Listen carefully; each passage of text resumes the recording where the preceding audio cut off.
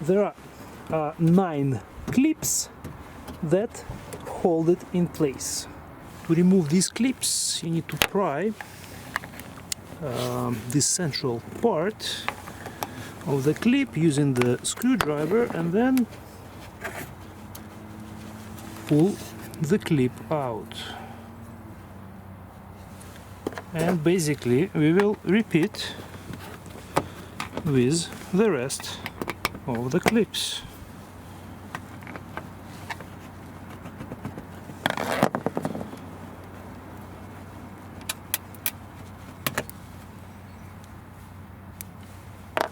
After the clips have been removed, and there are 9 of them, you can simply lift up this plastic cover. Now we can reinstall this plastic trim.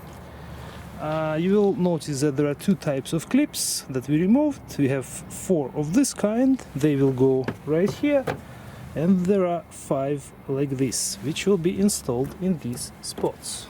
When you install these clips, make sure that you pull it out all the way. This will allow this end to be inserted inside, and then you push it in to lock it. Same idea, push it out first, not all the way, but approximately like this. Push it in, insert, push, and pull out, insert and push in. Now I will insert these guys.